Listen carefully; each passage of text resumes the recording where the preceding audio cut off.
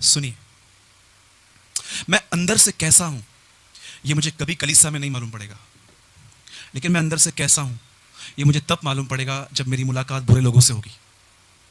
Agree? एक बार क्या हुआ, मैं बॉम्बे गया था, CST, वहाँ पर बाइबल सोसाइटी की एक बहुत बड़ी दुकान है, वहाँ से चर्च के लिए बाइबल्स खरीदने के लिए गया।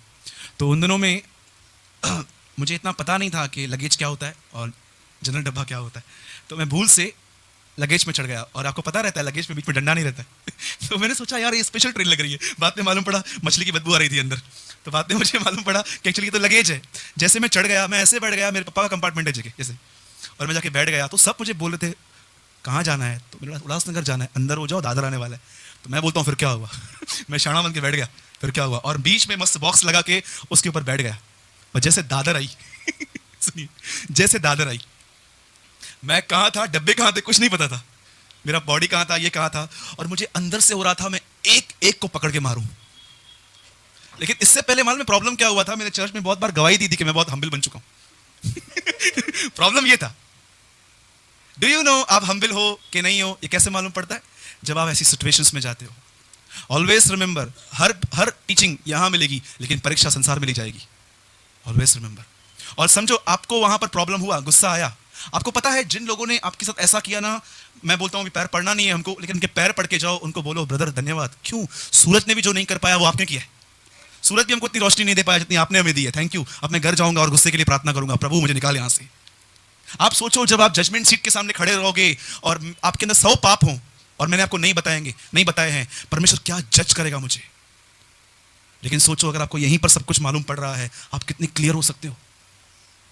ये तो परमेश्वर मेरे थ्रोट को पकड़ेगा और बोलेगा तूने इनको क्यों नहीं बताया था। याद रखिएगा, आप और मैं दूसरे के खून से तभी आजाद हो सकते हैं जब उन्हें हम परमेश्वर का पूरा अभिप्राय बताएंगे। पॉल से in a book of Acts of the Apostle chapter 20, I preach whole counsel of God. खाली एक बात नहीं कि दशमांश दो, खाली एक बात नहीं कि अन्य भाषा बोलो, वो कहता है मैंने तुम्हें सारा अभिप्राय बताया है और मैं तुम्हारे खून से निर्दोष हूं। इसीलिए मैं पुलपिट से कभी भी खाली एक ही चीज प्रचार नहीं करता हूं, जो बातें जरूरी हैं वो मैं बतानी है सब। आज मैं आपको एक बात बताता हूं, याद रखिए बहुत सारे लोग इस बारे में नहीं जानते, लेकिन आज आप जानो। आप जानते हो आपकी सबसे बड़ी टेस्ट क्या होती है? The biggest test. सुनिए, आप में से कितने लोग ये बात जानते हैं कि परमेश्वर ने इब्राहिम से कहा कि मैं तुझे एक वंश दूंगा। परमेश्वर ने वंश दिया, उस वंश ने जंगल में परमेश्वर को बहुत परेशान किया, और जानते हैं प्रभु उनसे इतना तंग हो गया कि प्रभु ने मूसा से कहा एक काम कर, इन सबको मैं खत्म कर रहा हूं और मैं तेरे द्वारा एक नई जाति बनाऊंगा। जानते हैं मूसा ने क्या कहा? अगर तू इन्हें मारेगा तो लोग क्या कहेंगे कि तू इन्हें मारने के लिए निकाल के लेकर आया था। आप जानते हो जब ये मूसा ने कन्फेशन किया कि तू उनको क्यों मारेगा, जानते हैं इसका मतलब क्या था? परमेश्वर मूसा को इब्राहिम की जगह दे रहा था।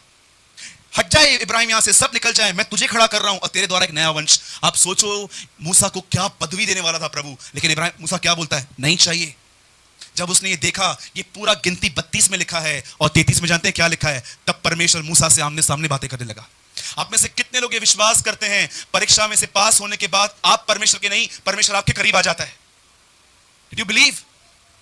कौन सी परीक्षा? जब आपको रिस्पेक्ट नहीं मिलती और उसके बाद भी आप बोलते हो Lord I am happy with you, मुझे नहीं चाहिए ये फालतू आदर। इसीलिए पतरस कहता है अपनी पत्री में, जब हम उस पवित्र पहाड़ पे थे तो हमने देखा कि उसने पिता से आदर पाया, पिता से महिमा पाई। आज आप किसी भी चर्च में चले जाओ, 15 के 20 मिनट ऐसा टाइम वेस्ट होता है। ये हमारे रेवरन, ये हमारे पास्टर, ये हमारे डॉक्टर, ये मेरे को लगता है 20 मिनट लेट आना चाहिए था एक्चुअली।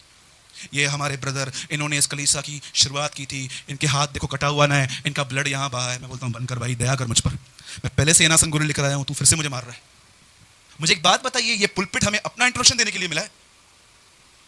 मैं एक मीटिंग में गया था, वहां पर आधा घंटा यही बात चली, ये हमारे रेवरन, इनके ऊपर भी कोई थे, उन्होंने इनको अपॉइंट किया, फिर ये किया, मैं वो किया। मैं लिटरली मेरे को मन कर रहा था प्रभु मैं एक बार सुनाऊं, मैं पश्चाताप करूंगा बाद में मुझे क्षमा करना।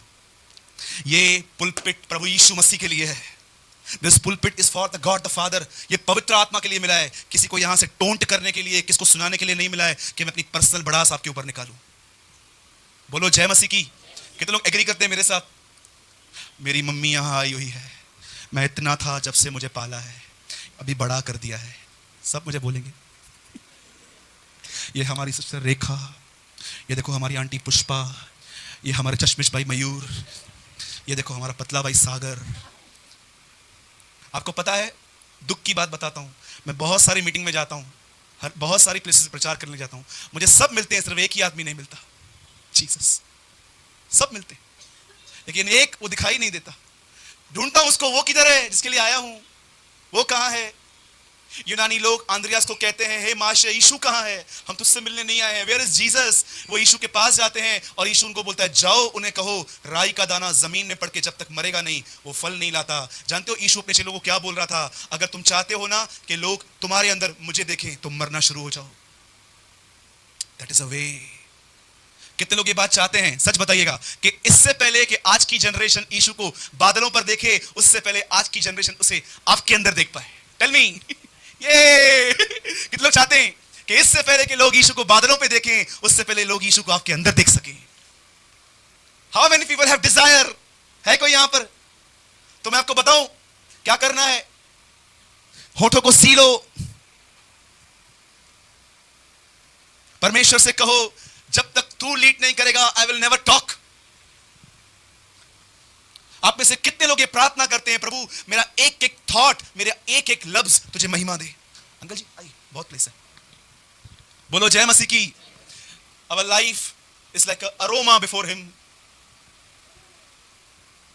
अगर आप चाहते हैं कि यीशु बादलों पे आने से पहले आपके अंदर दिखाई दे, तो एक ही रास्ता है, डाई। आपको पता है, मैं एक सेमिनार में गया था, 2 दिन की सेमिनार थी, वहां पर टोटली शैतान से लड़ने के लिए सिखाया गया, कौन सा वचन कहां कहां बोलना है। और मैं आपको सच कहता हूं, मुझे बहुत सारी बात समझ में आई, लेकिन मैंने देखा, आपको पता है यीशु ने शैतान से लड़ने के लिए बाद में, पर पहले उसने अपने आप से लड़ना सिखाया। यदि कोई मेरे पीछे आना चाहता है तो अपना इनकार करे। इसका मतलब क्या है? शैतान से बाद में लड़ेंगे, पहले खुद से फाइट करना सीखो। और याद रखना, जिसने अपने आप को हरा दिया वो शैतान को भी हरा देगा। बिलीव।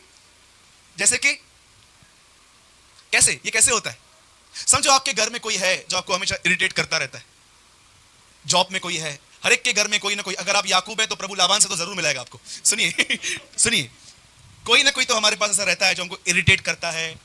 आपको पता है, जब आपको सुनाते हैं, बता आइए प्लीज, बहुत प्लीज आइए, जब आपको सुनाते हैं और आप चुप रहते हो, तकलीफ होती है, कितना सहना पड़ता है। जानते इसको क्या बोलते हैं?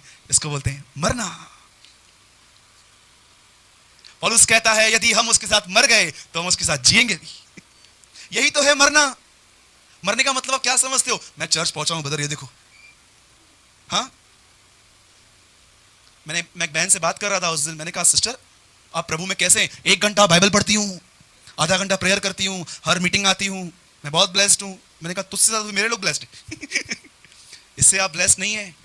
आप में से कितने लोग ये बिलीव करते हैं वचनों को याद करना उन्नति है? आपको बताऊं, अगर ये बात सच है तो सबसे ज्यादा उन्नति शैतान ने की है। एक एक वचन याद है उसको। उन्नति वचन को याद करना नहीं है, उन्नति अपना क्रूस उठाना है। साधु सुंदर सिंह ने कहा, एक ही बार ये मौका मिला है, मत गवाओ। This is not a burden, this is a privilege. कितने लोग ये बिलीव करते हैं क्रूस उठाना एक बोझ नहीं है, एक आदर है।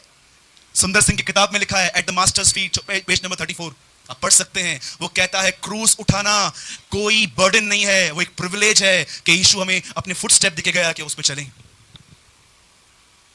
आपको पता है क्रूस उठाने का अर्थ क्या होता है? Do you know? बताऊं? कुछ लोग तो सुनेंगे ही नहीं। अन्याय सहने का मतलब होता है क्रूस उठाना। अन्याय, तुम्हारी 1% गलती नहीं है, फिर भी तुमने 10 गालियां सुनी और तुमने रिप्लाई तक, छोड़ो एंग्री एक्सप्रेशन भी नहीं दिखाए। Okay, that is cross. अन्याय सहना। 2016 साल पहले अगर आप इजराइल में रहते तो आप एक नासरत के व्यक्ति को देखते जो अन्याय सह रहा था, क्रूस उठा रहा था। उसके बाद जो लाइफ आएगी ना आपके पास, मेरे पास वर्ड्स नहीं है एक्सप्लेन करने के लिए। मैं वो कह रहा हूं जो मेरे अंदर है। छोड़ दो, जिसको जो करना है करने दो, वो बात करेगा। दाऊद कहता है, मेरा छुटकारा उसकी तरफ से है। छोड़ दो, लड़ना बंद कर दो, चिल्लाना बंद कर दो, बातों को ठीक करना बंद कर दो। श्याम भाई आइए, आइए, पहुंच गए। आप चाहते हैं आपकी तरफ से परमेश्वर मूव हो आगे? How many people want? कि आप चाहते हो कि बस अब मैंने जितना एफर्ट लगाया बस हो गया, लोगों को बदलने की कोशिश की, मैं बिगड़ गया। बहुत लोग को बोला भाई ऐसा करो, नहीं हुआ। मैं आपको बताता हूं, जितने भी लोग अपने आप से थक गए हैं ना, आज वचन उनके लिए है। बोलो थके। हाँ, यीशु ने कहा ए बोझ से थके हुए लोगों, पास्टर के पास जाओ और उसके बाल खींचो। पास्टर ये क्यों नहीं हो रहा? बहुत जल्दी यहाँ के बाल उड़ने वाले मेरे। यीशु ने क्या कहा? आज प्रॉब्लम क्या है? एवरी पास्टर चर्च को बोलता है एवरी प्रॉब्लम कॉल मी। गाना गाइए, every problem call me, every problem call me. Bible कहती है if you have a problem call to Jesus. मैं भी क्या करूंगा? आप उसको ही पुकारूंगा आपके लिए। तो आप क्यों मीडिएटर की नीड है आपको? सीधा उसको पुकार लो, वो छुड़ाएगा। राइट है? आइए एक वचन पढ़ेंगे हम, पहला पतरस, द बुक ऑफ 1 पीटर